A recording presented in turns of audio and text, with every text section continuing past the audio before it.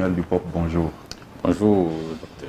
Vous êtes l'un des auteurs L'Harmattan et vous avez publié aux éditions L'Harmattan en 2019 ce merveilleux ouvrage vers un droit fiscal de développement de l'Afrique. Analyse sous le prisme de la fiscalité camerounaise à partir de l'espace OADA. La première question qui me vient à l'esprit est celle de savoir quelle est la genèse du livre. Le contexte qui a présidé à l'écriture de ce livre a été suscité par le fait que, voyez-vous, les pays d'Afrique, et beaucoup plus les pays d'Afrique noire, ont un certain nombre de difficultés du point de vue de l'attractivité de leurs investisseurs. L'une des principales récriminations qui est souvent faite, n'est-ce pas, c'est le cadre fiscal qui ne permet pas suffisamment aux investisseurs de venir dans cette partie de l'Afrique. Nous avons donc à cette époque-là réfléchi et nous nous sommes posé la question de savoir qu'est-ce qu'il fallait faire. Qu'est-ce qu'il fallait faire? Pourquoi? Parce que la fiscalité, en même temps, est un instrument de développement, de relance économique, mais en même temps également, la fiscalité contribue, n'est-ce pas, à défavoriser l'investissement dans nos pays. Qu'est-ce qu'il fallait donc faire, n'est-ce pas, pour ériger la fiscalité en instrument de développement? Merci pour cette réponse. Cela me permet de faire le lien avec votre conclusion sur l'objet du livre. Comment faire donc de la fiscalité un objet de développement? C'est la nervure centrale et le cœur du métier de la réflexion. Cela me permet de vous poser une question en deux volets sur le développement du droit fiscal et sur le droit fiscal de développement. D'abord sur le développement du droit fiscal, selon vous, est-ce que tel qu'il se développe dans les États d'Afrique centrale et en l'occurrence chez nous, cette évolution est conforme aux standards de la fiscalité telle que vous l'avez apprise, vous le spécialiste de la fiscalité? Le droit fiscal et la fiscalité en général, dans l'essentiel de nos pays, est calqué sur le modèle du droit fiscal français. Or, la fiscalité, le droit fiscal doit se mettre en place en fonction des réalités économiques à un moment donné, parce que le droit étant essentiellement fluctuant, il doit pouvoir évoluer en fonction de l'évolution, vous allez me permettre le mot, des activités économiques à un moment donné. Or, le constat que nous faisons aujourd'hui dans nos États, le droit fiscal suit difficilement le mouvement économique.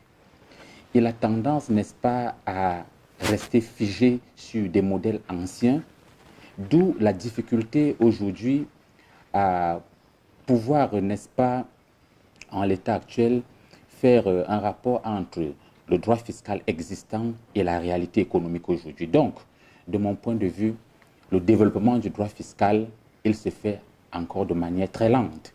Il ne suit pas de manière proportionnelle le mouvement économique dans nos États. Et quand vous parlez de droit fiscal de développement, tout le monde est séduit par l'intitulé qui est assez évocateur. Qu'est-ce que vous y mettez? C'est quoi pour vous donc finalement un droit fiscal de développement? Le droit fiscal de développement répond à deux préoccupations majeures. Premier élément, comment est-ce que la fiscalité, le droit fiscal, peut être utilisé comme instrument d'encouragement ou de découragement des activités économiques, de l'épargne et du mouvement économique des ménages. Mais également, d'autre part, comment est-ce que le produit de la fiscalité, en l'occurrence les recettes fiscales, peuvent être utilisées pour promouvoir le développement dans un État. Parce que, voyez-vous, le lien que nous pouvons rapidement faire entre la fiscalité et le développement repose essentiellement sur les grandes fonctions de la fiscalité. Une fonction politique, une fonction économique, une fonction sociale, une fonction budgétaire.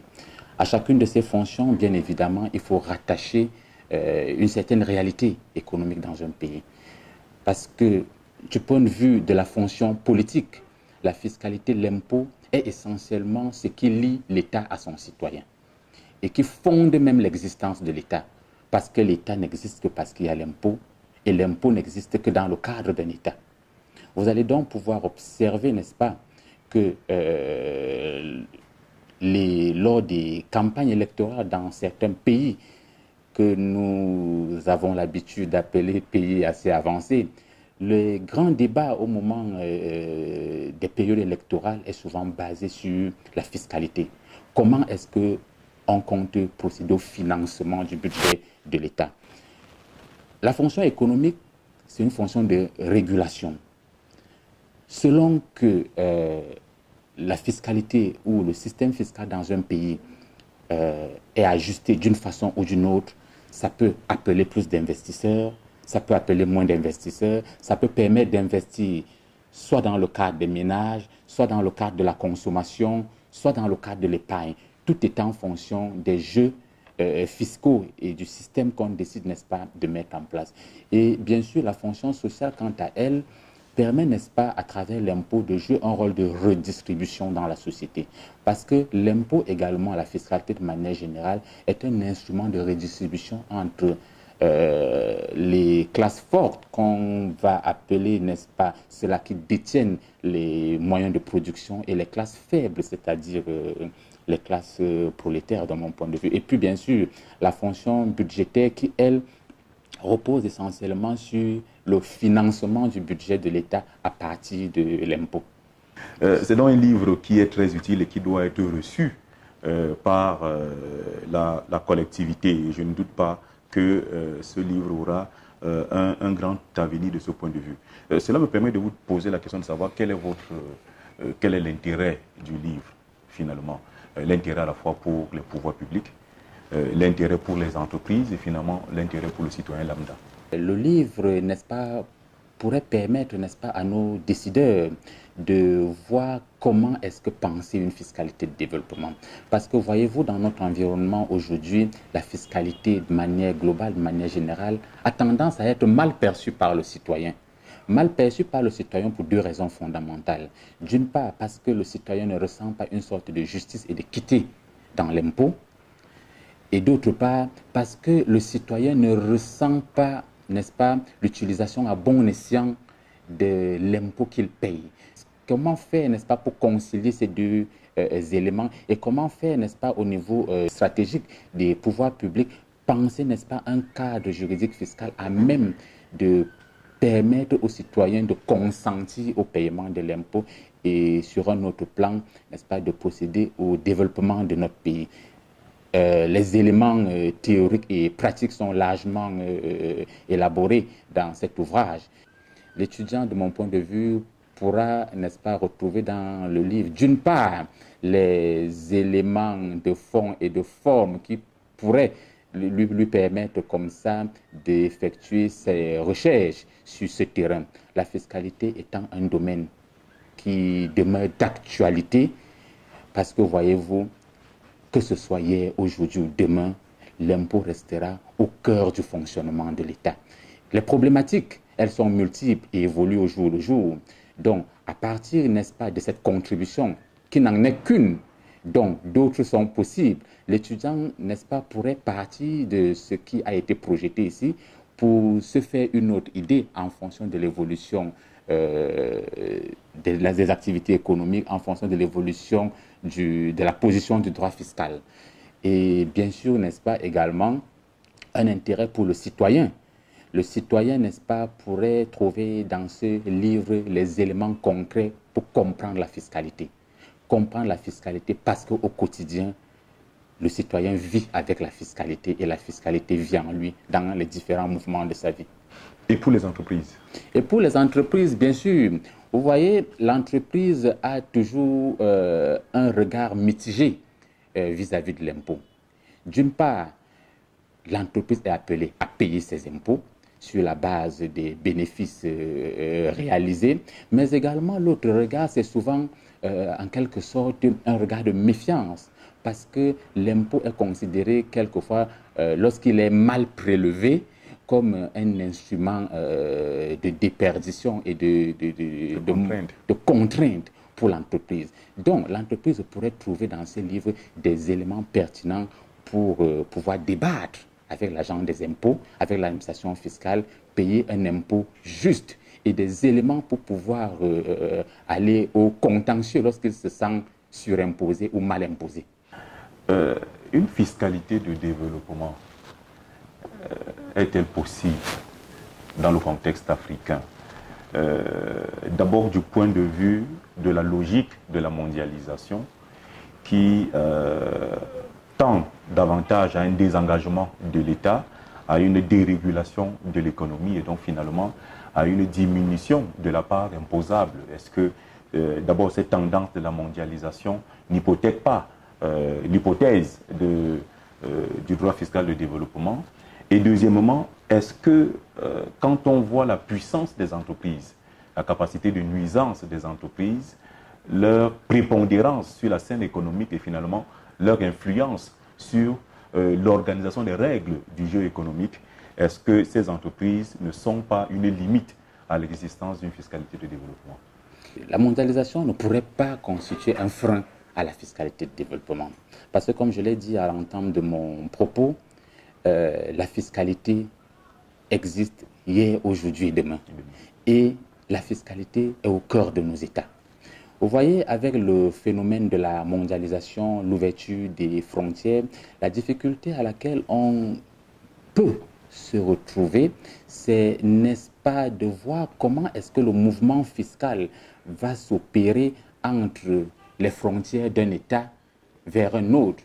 Parce qu'avec le mouvement de la mondialisation, une entreprise pourra, n'est-ce pas, se retrouver en même temps dans 2, 3, 4 pays au même moment.